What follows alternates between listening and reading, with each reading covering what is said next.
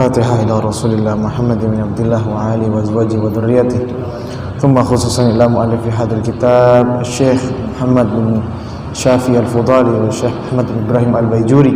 Anna Allah yaghfir lahum wa yarhamhum wa ila darajatin fil jannah wa yanfa'una bi asrarihim wa anwarihim wa ulumihim wa nafahatihim fid dini wad dunya wal akhirah. Fatihah. A'udzu billahi minasy syaithanir rajim. Bismillahirrahmanirrahim. Alhamdulillahi rabbil alamin arrahmanir rahim maliki yaumiddin iyyaka na'budu wa iyyaka nasta'in ihdinas siratal mustaqim siratal ladzina an'amta 'alaihim ghairil maghdubi 'alaihim waladdallin amin. Rabbighfir li wa liwalidayya amin. Bismillahirrahmanirrahim. Kita mulai biasa dengan membaca niat taklim. Bismillahirrahmanirrahim.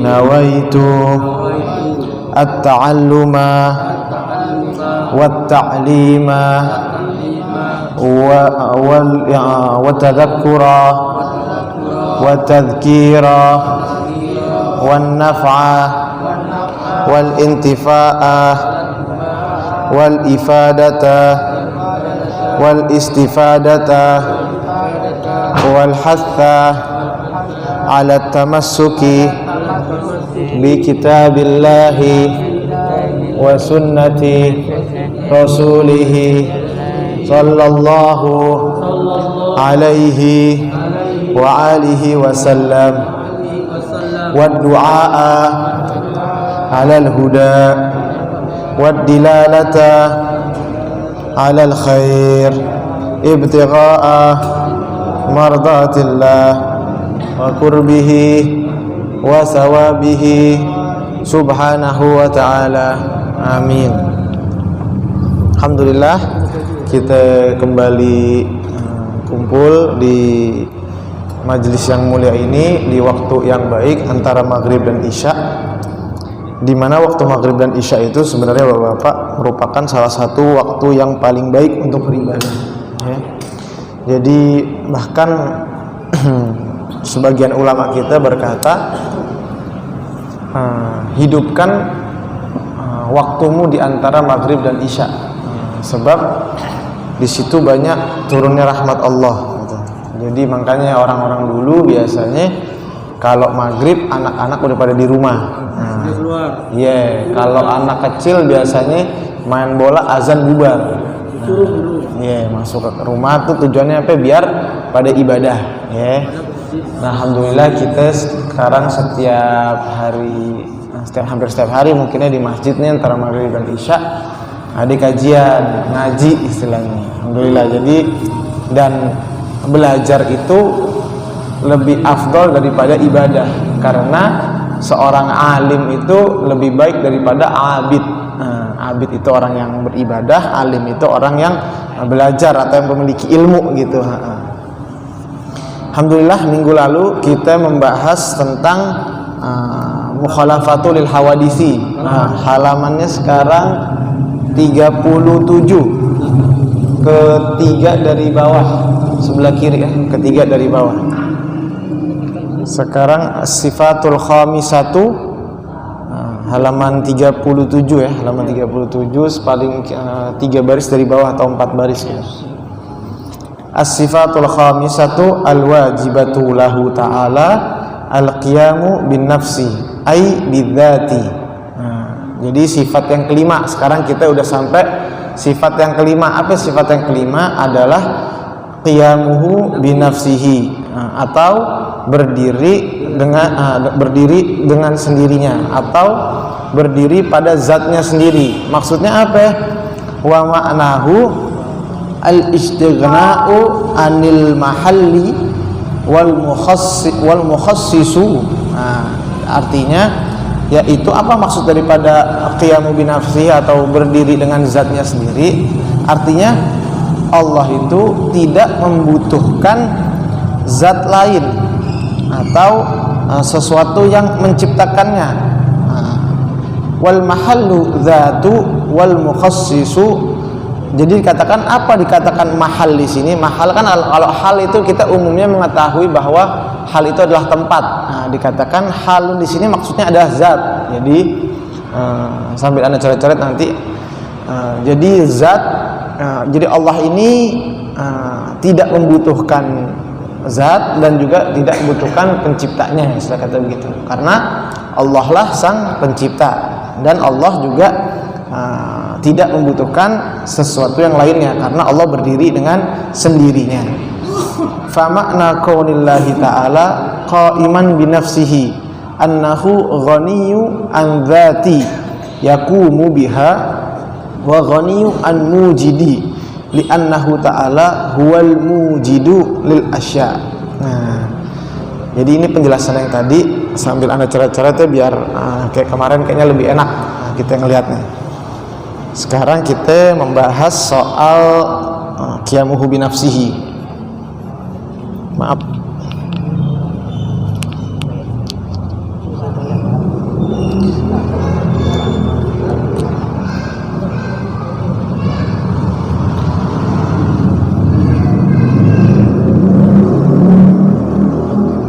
Qiyamuhu binafsi ya. Binafsi, qiyamuhu binafsi artinya berdiri di sini artinya ya. Berdiri sendiri. Maksudnya nafsi ini adalah zat ya, zat. Jadi Allah berdiri pada zatnya sendiri. Nah, maksudnya zatnya sendiri dikatakan Allah itu tidak membutuhkan zat-zat atau sesuatu yang lainnya, ataupun Allah tidak membutuhkan pencipta. Dikatakan mukhassisu adalah pencipta. Dan ini sebenarnya penjelasannya luar biasa karena apa? Ini merupakan salah satu sifat yang nantinya akan berkaitan dengan sifat selanjutnya. Setelah qiyamuhu binafsihi kan wahdaniyah. Nah, wahdaniyah nanti kita bahas juga. Insyaallah hari ini waktunya juga masih panjang. Dikatakan di sini oleh penulis makna wal hasilu annal aqsam wujud arba'atun kama dzukira Sanusi. Nah, tadi dikatakan maknanya ini kan arti secara singkatnya ya, arti secara singkatnya qiyamu binafsihi. Kalau definisi lengkapnya apa? Dikatakan istighna'u anil mahalli wal mukhassi. Tadi Anda bilang. Jadi berdiri dengan sendiri apa ya kalau bahasa lengkapnya, yaitu tidak membutuhkan yang pertama tidak membutuhkan zat atau zat ya, tidak membutuhkan suatu zat yang lainnya. Yang kedua tidak membutuhkan al-mukhassis itu al-mujidu bahasanya, mujidu atau yang menciptakan.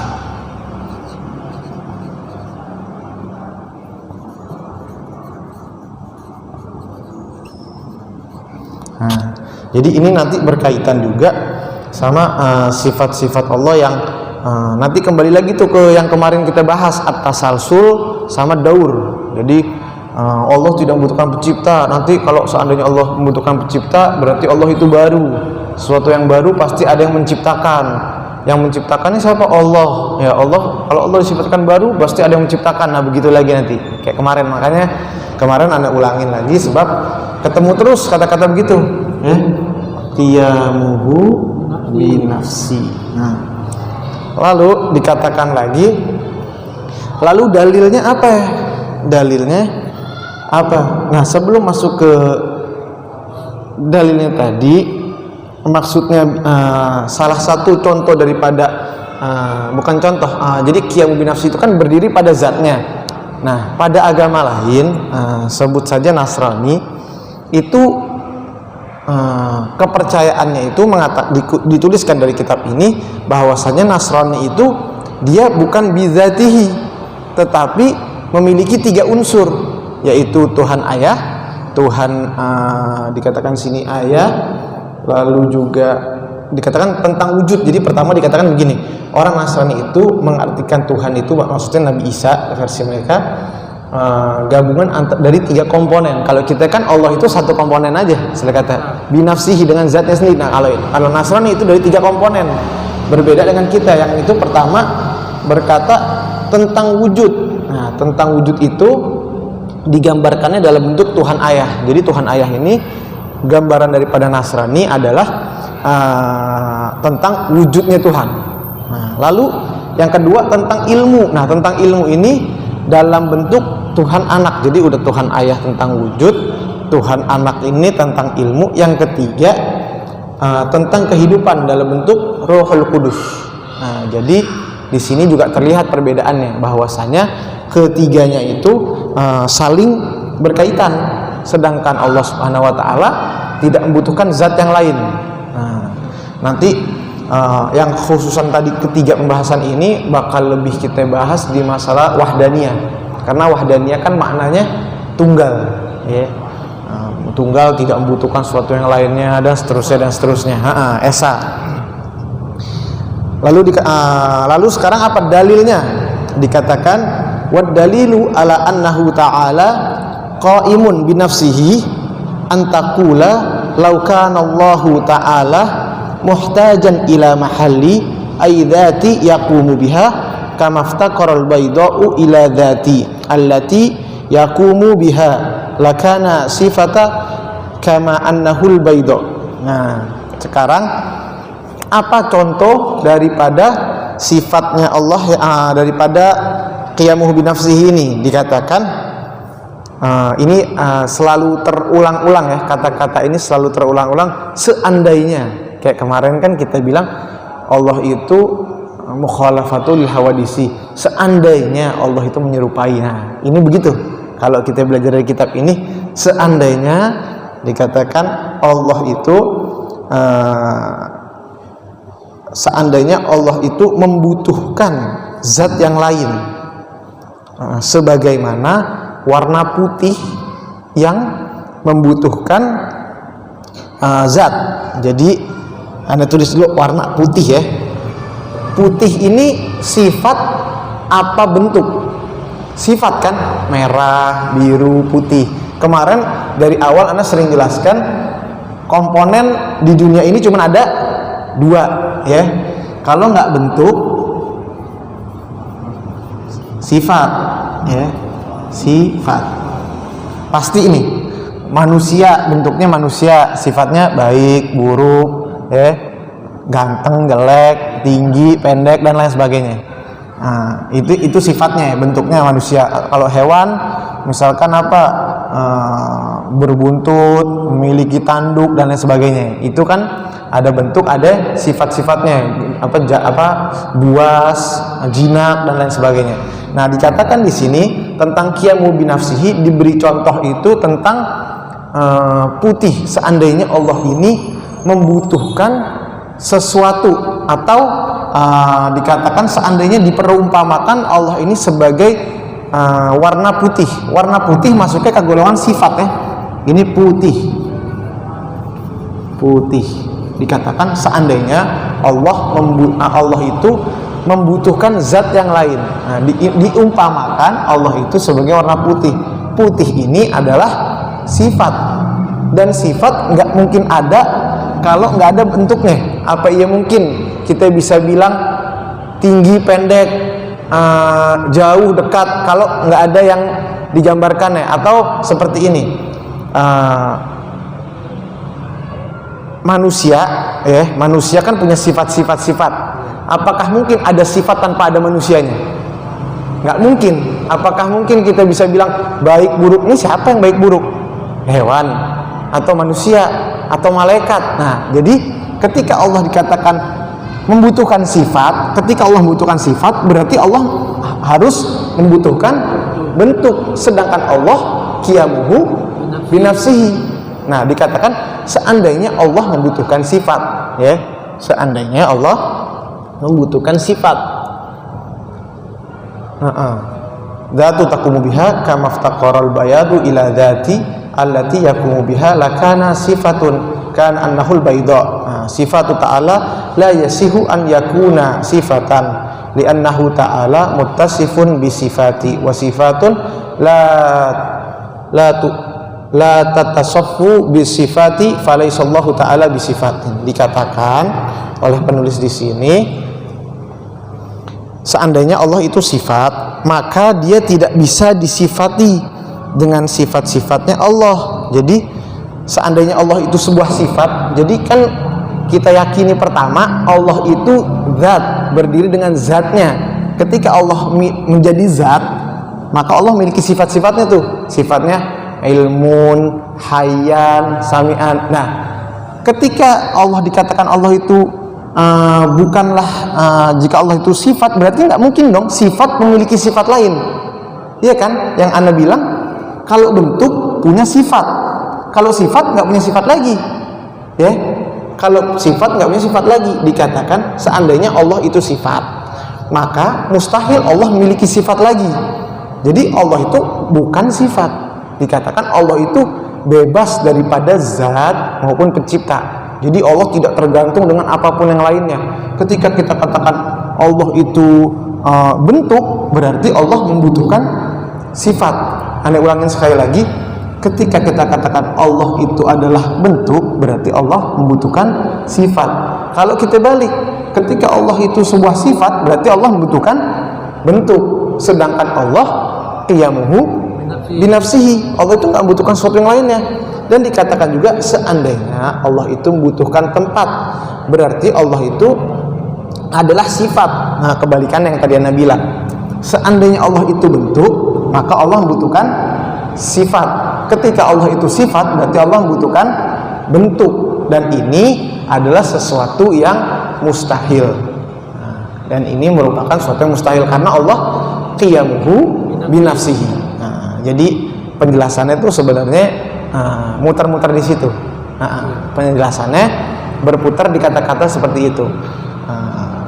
Intinya daripada qiyamuhu binafsihi adalah Allah itu bebas, ya, terbebas, bebas atau tidak butuh.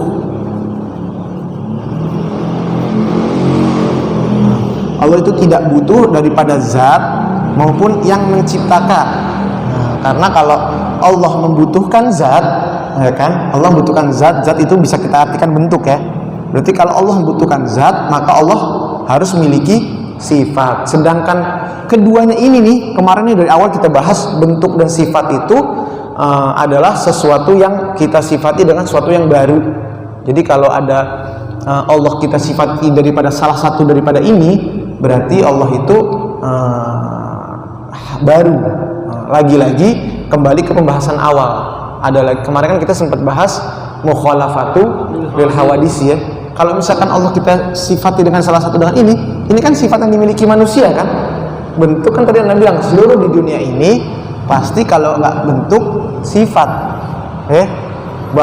masjid keras atau bagus, besar kecil, ya kan, rusak rapi, kayak gitu-gitu, itu kan sifat, ada bentuk ada sifat. Seandainya Allah salah satu daripada itu, berarti Allah menyerupai makhluknya. Nah, dan itu mustahil bagi Allah Subhanahu wa Ta'ala. Dapat dipahami kira-kira, ya. Nah, kita lanjut lagi.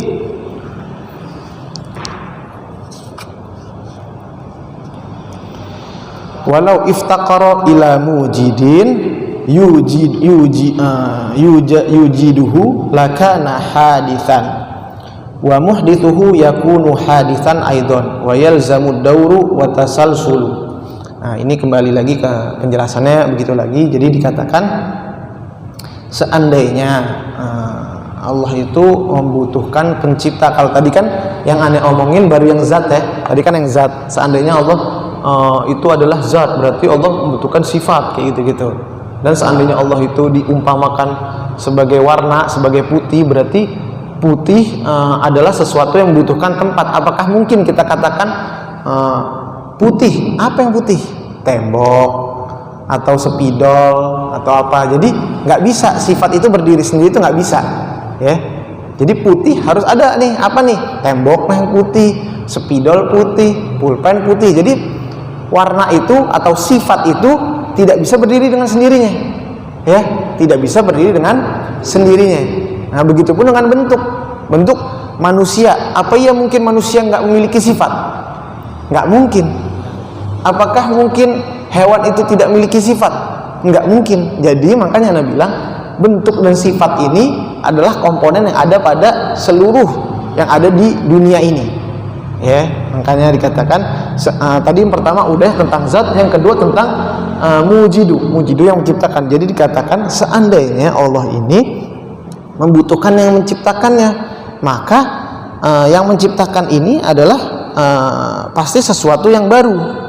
Karena apa? Karena Allah lah sang pencipta.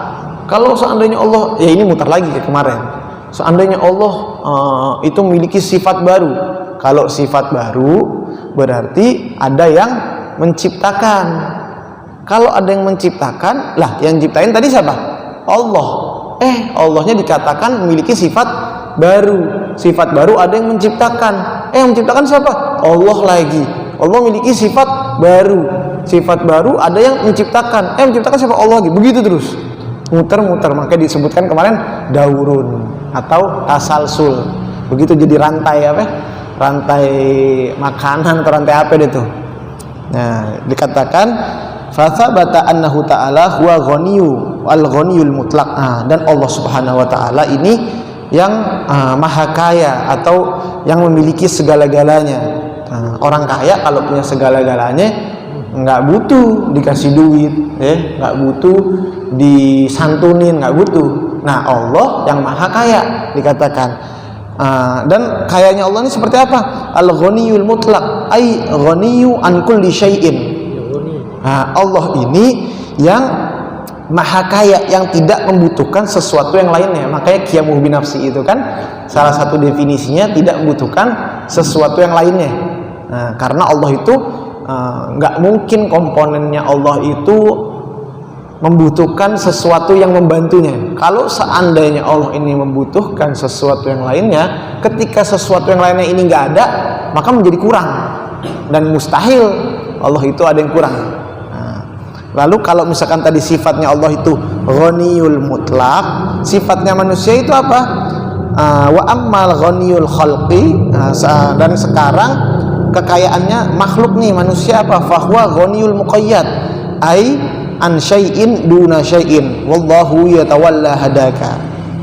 Kalau tadi Allah itu yang maha kaya, kekayaannya yang tidak membutuhkan sesuatu yang lainnya, atau kekayaannya itu mutlak, Allah itu tidak membutuhkan sesuatu yang lainnya. Kalau manusia dikatakan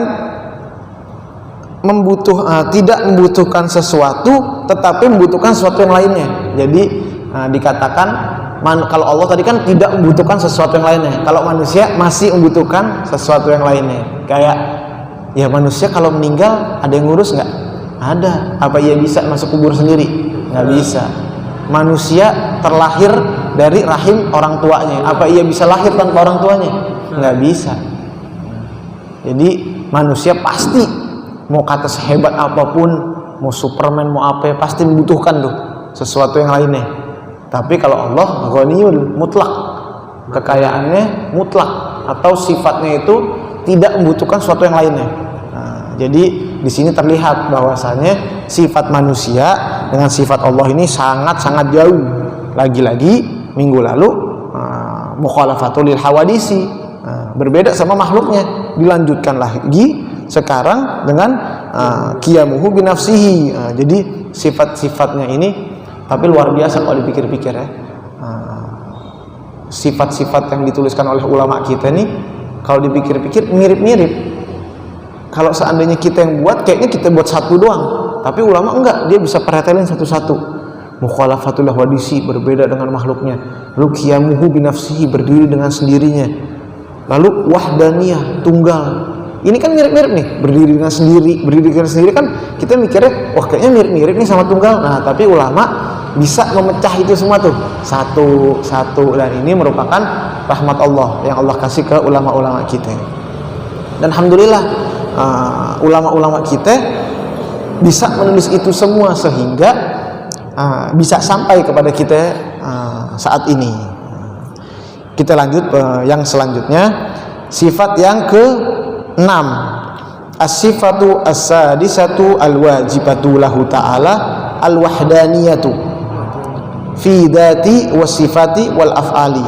Nah, sifat yang ke-6. Sekarang kita sampai yang ke-6. Apa sifat yang ke-6? Wahdaniyah.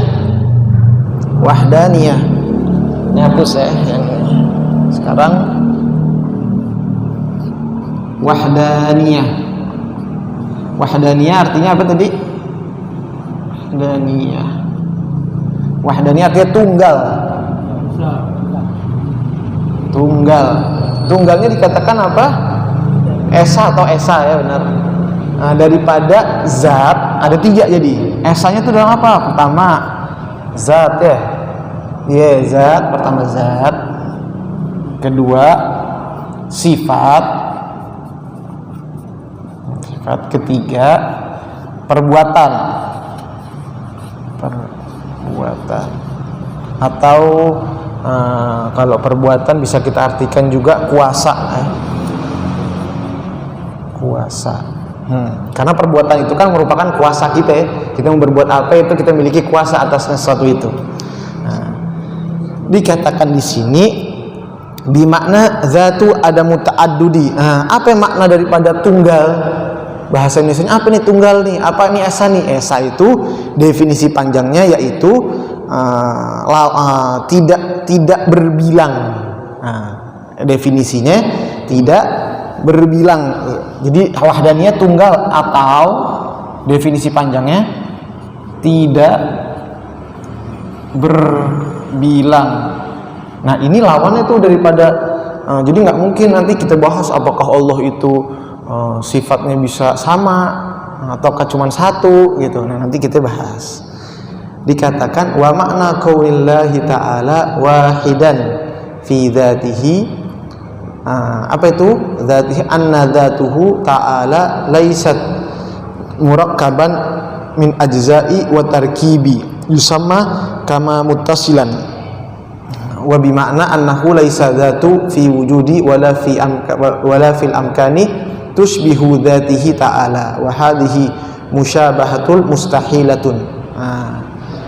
Sekarang, nah di wahdaniyah ini pembahasannya agak panjang. Jadi diperhatiin bener ya. Wahdaniyah ini ternyata setiap sifat ini bercabang dua. Yang pertama dikatakan oleh penulis bahwasanya penulis di sini mengatakan annahu laisa zatu fi wujudi wala fi amkani tusibu dzatihi. Kama mutasil. Yang pertama kama bahasa Indonesia aja ya. Kama mutasil. Tahu ya, bersambung lah ya ini. Bersambung. Nah, apa definisi? Jadi zat dibagi dua, kama mutasil sama munfasil. Kalau yang ini bersambung, kalau munfasil terpisah. Nah, jadi Allah memiliki sifat tunggal. Tunggal artinya tadi esa ya, atau tidak berbilang, berarti satu. Allah itu satu, tidak berbilang jumlahnya. Tunggalnya baik tunggal secara zat maupun tunggal secara sifat maupun tunggal secara perbuatan atau kuasa. Sekarang kita masuk ke yang pertama, yang zat. Yang zat apa nih? Kama mutasilnya atau bersambungnya dikatakan bahwasanya Allah itu zatnya Allah itu fi annahu laisa dzatu fi wujudi wala fi amkani. Zatnya Allah itu berbeda baik wujud maupun tempatnya, dikatakan tidak serupa dengan sesuatu yang lainnya. Jadi baik secara sifat, baik secara keadaan baik secara wujud atau tempat, Allah itu tidak sama, tidak memiliki kesamaan dengan apapun daripada makhluknya. Jadi yang pertama ini, yang zat ini, definisi yang pertama, tidak sama. Apa tadi dikatakan tidak sama? Bentuk, tempat, tidak sama dengan makhluknya, dengan makhluk Allah. Jadi Allah ini wahdaniyah, sifatnya tunggal. Jadi manusia ini kan juga bisa tunggal. Maksudnya tunggal gimana? Misalkan ada orang yang lahir anaknya satu-satunya, kita bilang anak tunggal. Nah, tunggal, oh tunggal nih, Allah juga tunggal. Apa sama nggak? Nah, dijelasin di sini tidak sama dengan makhluknya. Apa?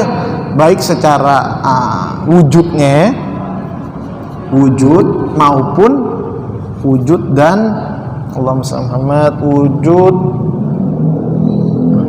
apa tadi? Wujud wa hadhihi musyabahatun, baik wujud maupun tempat.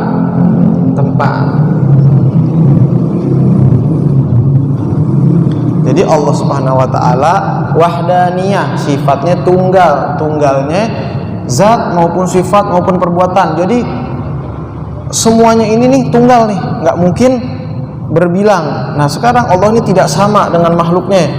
Zatnya Allah itu berbeda dengan makhluknya, baik wujud maupun tempat. Jadi wujudnya Allah gimana? Ya satu, wujudnya satu. Dan ini berkaitan ya sama yang sebelum-sebelumnya.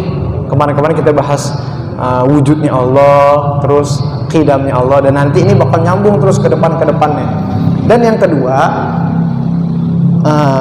munfasil atau berpisah. Apa munfasil ini? Falwahdaniyatu fi dzati nafat kamaini al-muttasil fi dzati wal munfasil fiha wa makna wahdatuhu ta'ala sifat. Kalau tadi yang pertama, Allahumma shalli Muhammad. Yang pertama, anda terbalik, maaf. Yang munfasil, yang munfasil ini yang ini ternyata, maafin. Nah, kalau yang mutasil dikatakan Allah itu tidak tersusun dari beberapa. Jadi Allah tidak tersusun, ya. Atau gabungan dari beberapa ini apapun ya, mau zat, mau sifat dan lain sebagainya. Jadi wahdaniyah yang zat atau tunggal pada zat Allah ini terbagi dua, mutasil dan munfasil. Yang mutasil ini kan bersambung artinya ya. Tadi kan dijelaskan di sini Allah itu bukanlah gabungan dari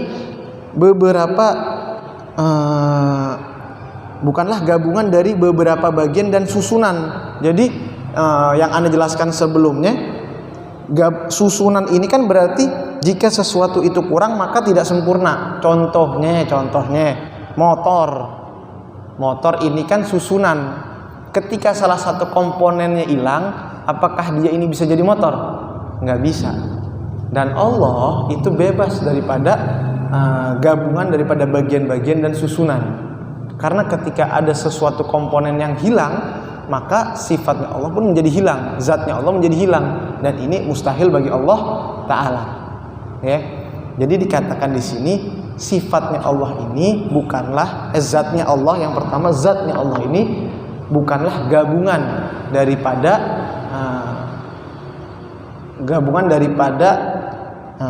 bagian-bagian ataupun susunan-susunan. Contohnya apa? Tadi Anda bilang motor atau ya masjid. Masjid susunan apa? Tiang-tiang, genteng, lantai. Ketika tiangnya nggak ada, nggak jadi masjid, ambruk. Ketika gentengnya nggak ada, nggak bisa, kena hujan. Nah, jadi yang pertama, yang mutasil tadi bersambung itu tidak tersusun dari beberapa komponen, istilah kata, atau bagian-bagian atau susunan. Nah, yang kedua, ketika Allah itu sudah, jadi kita simpulin nih, zat yang pertama Allah itu bukanlah gabungan dari beberapa ya, berarti Allah itu satu. Lalu ketika Allah satu ini apa selanjutnya? Nah, satunya Allah ini tidak sama dengan makhluknya. Jadi anak ulangin, ketika tadi kita katakan Allah ini kan wahdaniyah, sifatnya itu esa. Kalau esa kan satu, ya. Kalau satu tunggal, nah tunggal yang pertama kita bahas tentang zat. Nih zat nih, Allah nih zatnya Allah nih tunggal. Zatnya Allah tunggal ini maksudnya apa? Penjelasan pertama, tidak tersusun dari beberapa gabungan bagian-bagian atau susunan. Ketika sudah tidak tergabung dengan susunan atau tidak tergabung dalam komponen-komponen apapun, pembahasan selanjutnya zatnya Allah ini nggak sama makhluknya, tidak sama makhluknya, baik wujud maupun tempat. Nanti masuknya lagi dikatakan apa makna daripada ada muta'addud fi ma dzakaru min dzati wa sifati wal af'ali anna wahdaniyatu la bihadzal ma'na ka wahdatil jinsi wa wahdatun naw' wa wahdatus syakhs. Tidak berbilangnya juga dikatakan oleh penulis, tidak berbilangnya Allah ini bukanlah masalah bentuk-bentuknya Allah. Jadi dikatakan berbilangnya Allah, tidak berbilangnya Allah itu bukannya tidak berbilangnya dengan sifatnya manusia. Manusia kan kalau kita katakan manusia ini tidak berbilang, ada jenisnya, ada macam-macamnya, ada orangnya. Nah kalau Allah itu tidak akan sama dengan makhluk-makhluknya sama sekali. Jadi pembahasan yang pertama ini perlu dipahamin dulu ya sebelum kita pindah ke pembahasan yang selanjutnya. Karena Nabi bilang wahdaniyah ini agak panjang. Kalau kita meleng nih bubar, kita meleng bubar. Anda ulangin sekali lagi ya biar kita sama-sama paham, biar enak, nggak usah cepet-cepet. Jadi insya Allah pulang ada yang dibawa. Kalau misalnya cepet-cepet pulang ngaji apa tadi? Ya udah duduk maghrib sampai isya, pulang uyang doang. Sia-sia tuh ngaji. Nah pertama wahdaniyah, ini ngalangin kayaknya nih. Wahdaniyah.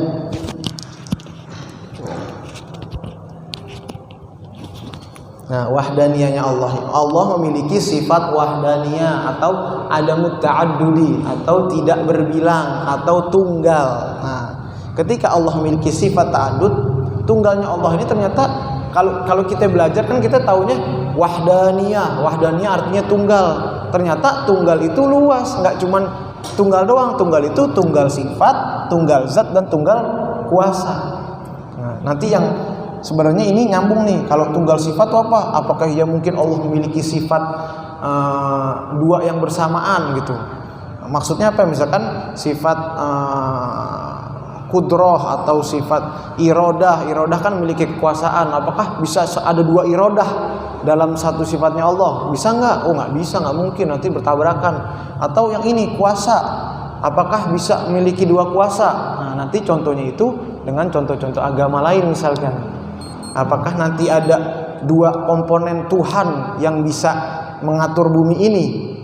Ketika yang seandainya dikatakan oh bisa berbagi tugas, nah berarti bumi ini atau dunia alam semesta ini adalah gabungan daripada dua komponen. Sedangkan tadi kita katakan Allah itu bukanlah tidak tersusun. Yang pertama tadi kan tidak tersusun. Kalau misalkan tersusun dari lebih dari satu, ketika satu yang lainnya nggak ada, menjadi hilang. Nah, begitupun dengan dunia ini. Seandainya dunia ini yang ngatur ini lebih dari satu. Nah, kalau yang satu punya kehendak lain, satu punya kehendak lain, kacau. Nah, itu bahasa gampangnya begitu. Tapi belum nyampe situ kita. Kita masih yang zat. Nah, udah masuk azan isya. Mudah-mudahan paham deh ya. Kalau nggak paham, minggu depan kita baca lagi. Karena kalau misalkan ini kita pisah-pisah semua malah puyeng. Jadi minggu depan kita bahas 1, 2, 3 insya Allah langsung bareng-bareng. Nah, kita bahas lagi zat itu apa, sifat itu apa, perbuatan itu apa. Nah, mudah-mudahan apa yang Anda sampaikan bermanfaat. Yang sedikit ini bisa jadi ilmu. Mudah-mudahan juga tetap semangat ngajinya ya, bab akidah. Karena lagi-lagi kita ulangi, bab akidah adalah pondasi dalam beragama. Mudah-mudahan pondasi agama, bangunan nggak akan terbentuk kalau nggak ada pondasinya. kita kuatin pondasi kita, itu bangunan jadi tinggi. Apa mungkin gedung itu pondasinya kecil dinaikin ke atas? Nggak bisa, roboh. Ya, pondasinya remah, gedungnya roboh. Begitupun sama agama, pondasinya kuat, insya Allah yang lainnya kuat. Akidah kuat, fikihnya kuat, hadisnya kuat. Nah, mudah-mudahan, ini kan ngajinya juga hari ini akidah, besok apa. Mudah-mudahan akidahnya kuat, yang lainnya kuat. Nah, meskipun akidahnya juga yang ngajar ustadznya masih muda deh, katanya. Yang lain lebih senior. Nah, mudah-mudahan kita sama-sama belajar. Apa-apa yang belum dipaham, abis taklim bisa nanya ke aneh, terbuka ya. Karena kita nggak buka sesi tanya jawab. Nah, mudah-mudahan yang sedikit manfaat. Wallahu a'lam bishawab. Al-Fatihah.